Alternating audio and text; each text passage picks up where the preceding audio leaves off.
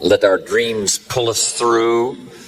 Our objectives sustain us, get us up early, keep us up late, or drive us to do the disciplines, read the books, take the classes, study, whatever's necessary. If the dreams are strong enough and the purpose is strong enough, we will pay the price. Then after we've accomplished, here's what you'll say: small price to pay. So list 5 things that you've already accomplished that you're proud of. Next question: what do you want in the next year? So keep your list going. What's got you turned on?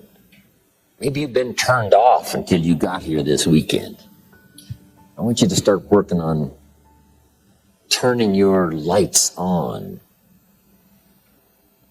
for accomplishments. You can't believe what you can accomplish if you'll just work hard on this list now.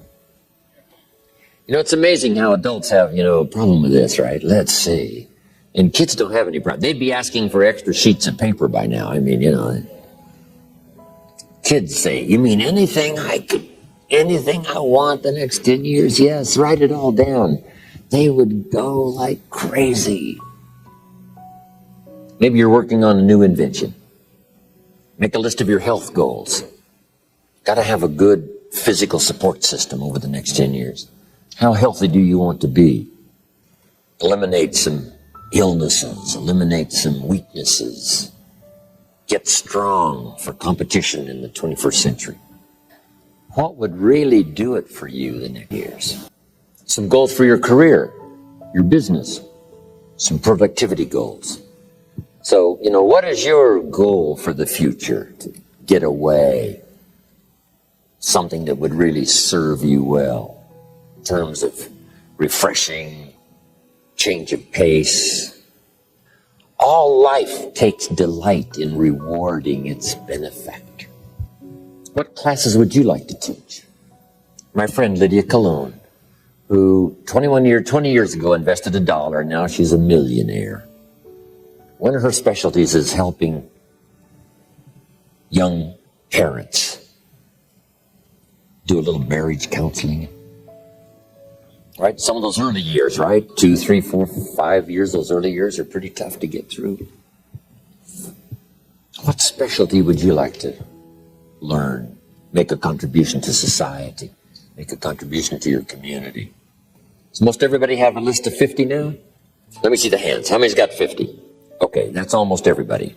Okay, now put a little star there, right, that says you can continue this list. This doesn't mean this is all you get. Say, no, this is just to get you started. Because I promise you, when you get back home, you'll think of 50 more and 50 more and 50 more that you couldn't think of while you were here.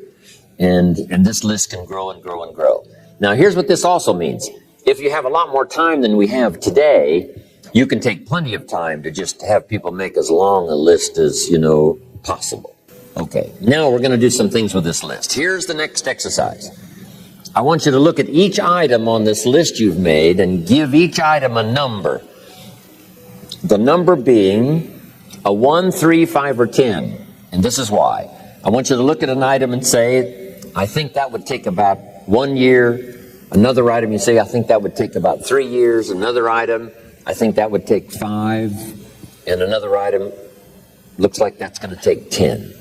Give each item now a number of what you think it might take to achieve that goal. A 1, a 3, a 5, or a 10. Just somewhere close. Doesn't have to be exact. That's about a 1. That's about a 3-year goal. That's about a 5-year goal. That's about a 10-year goal.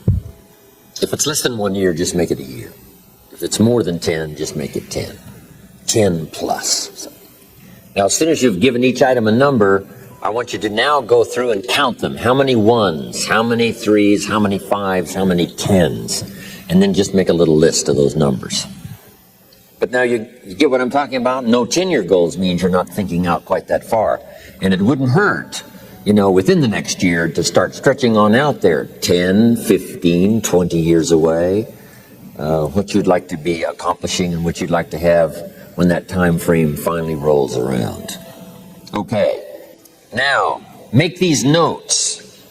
When you've accomplished some goals, you need some more to accomplish.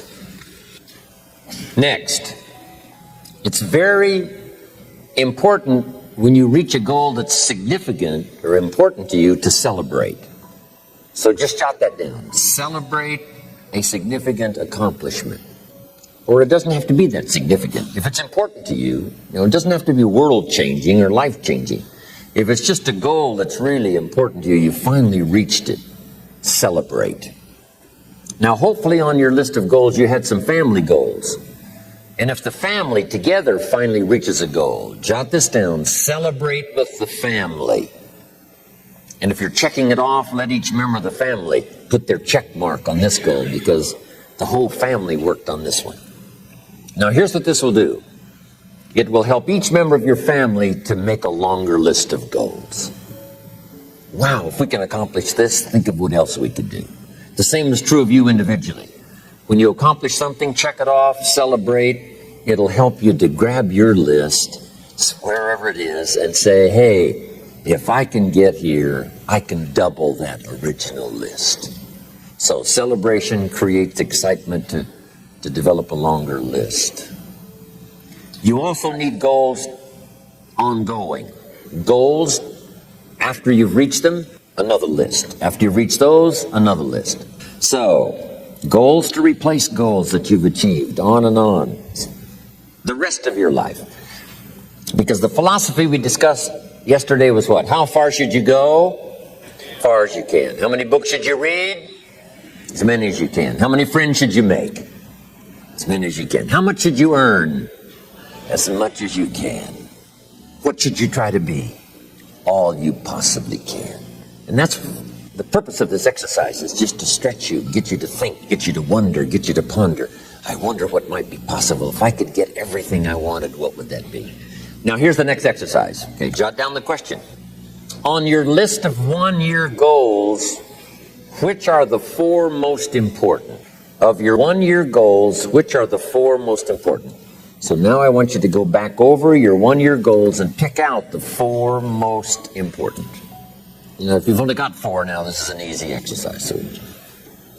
But you might add some more to your 1-year list if you haven't got enough. And then pick out the 4 most important. This is what turned me on at age 25. Goals for accomplishment and personal progress. Once the fires were lit for me, I'm telling you, they have never gone out. Since I was 25 years old, no one has ever said to me, when are you gonna get going? When are you gonna get off the couch? When are you gonna get off the dime? I've never heard that since I was 25 and got all this taken care of. By the way, you might stop and jot these notes down. Here's two excellent questions to jot down. And this is for mature people now, because these are kind of tough questions, especially one. Here's the first question. What's got you turned on? That's a good list to make. Here's what's got me turned on. Here's what's got me up early, staying up late, maximizing my abilities all day long. Here's the list of what's got me turned on. Now here's the next question. What's got you turned off? How come you don't have the zest and the vitality and the appetite for daily accomplishment? I started making a list of the things that had me turned off.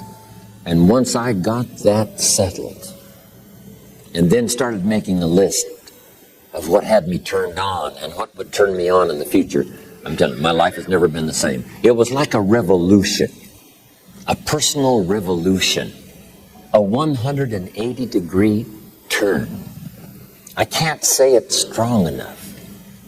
It's easy to get lazy in designing the day and designing the year and designing the future and designing what you want to accomplish and just cross your fingers and hope it'll all work out, that the favorable winds will blow it all your way. I'm telling you, it's not going to happen. So this is the part of the exercise. It's just, buckling down, making this list. And you got to continue this long after we've, turned out the lights and we've all gone home. Keep this up. And one of the best ways to keep it up, I've already covered yesterday, is what? Teach it. The key is to teach it. Jan was right. You don't need recognition. Just go give everybody you can think of that deserves it recognition. And your own self-satisfaction is recognition enough. If they never put a crown on your head, who cares? Okay, now here's the next exercise. This will take now just a little bit of time. And the question is why? Why are those 4 goals important to you? Because the why is very important. And I'm going to give you some notes on that a little bit later. So just start a little paragraph. Why those 4 goals are important to you. So make these notes now. Here's the first one. When the why gets stronger, the how gets easier. When the why gets big, powerful, strong, how seems to be so much easier. Without a strong enough why, the how seems to be too difficult almost to accomplish. So how do you manage your time? Hey, if you had strong and powerful enough goals, you'd figure out how to manage your time. You'd get a book on the subject. You'd do something to manage your time if it was worth it. If it's not worth it, why would you bother studying the art of managing your time if it really doesn't matter? But if it really mattered in the accomplishment of your goals and why you wish to accomplish them, see, you can do anything. You can get up any hour, read any book, take any class, make any change, develop any skill, do any discipline. I mean, you can do it all. When this how and the why, or when the why starts to grow, the how gets simple. Excellent question to ask children. Why? What for? Little note. Maybe one of your goals was to have $1 million home on the hill overlooking Snake River Valley. That'd be a good goal. $1 million home. Here's the next question. What for? What for? I mean, a house is a house is a house with bricks and wood and walls and roof. The key, yes, $1 million home, that'd be wonderful, but what for? So now jot this down. Purpose is stronger than object. The object would be the house, and that'll pull. That's a worthy goal to go for, the object of the house. But here's a stronger goal, a purpose for the $1 million home. You say, well, it'll be the centerpiece of all the family's activity with all kinds of unique people coming and going and the influence and things will be happening in this place. See, now we're getting somewhere. So if you got that line, it's one of my best for the whole day. Purpose is stronger than object. It's okay to have plenty of objects to go for on your goal list. But always keep asking yourself the question, and sometimes it's good to just write it out. Here's why I want this money. Here's why I want this place. Here's why. And you start developing those reasons. And I'm telling you now, this starts to become incredibly powerful. Now here's some more notes. Some of your goals should be personal development. The person you wish to become. Develop skills that make you attractive to the marketplace. Develop the temperament and the attitude that makes you attractive to the business world. The attitude and the temperament that makes you a splendid father, studying the art. Because here's what's important. It's not what you get that makes you valuable. It's what you become that makes you valuable. I keep saying this year after year for the last 39 years publicly. It's the person you become. Now, here's the next exercise. I want you to look now at the whole list that you've written and the exercises we've done. Now I want you to answer this question. What kind of person must I become to achieve all I want? And I'll give you time to write that down now. What kind of person must I become to achieve all I want? Now we've got two things working. What you become helps you to achieve, and what you achieve helps you to become. And the more you become, the more you can achieve, and the more you achieve, the more you can become. Who knows which affects the other the most? We won't have time for you to, take a lot of time, but just start with a few sentences. Your concept of the person you think you must become to achieve what you want. This is time for a little truth here. Maybe you need to become much wiser than you are at the moment. You need to become stronger. You need to have better health. Maybe you need a little coaching. To really become the person I want to become, I'm going to have some coaching. Physical coaching, spiritual coaching, developing skills coaching. To be the influence you want to be, you got to build an incredible reputation. What kind of person must I be to attract all that I want in my life and the people that I want and the opportunities that I want? When you knock on the door and opportunity opens, you must stand there as a very attractive person, or you may not be invited in.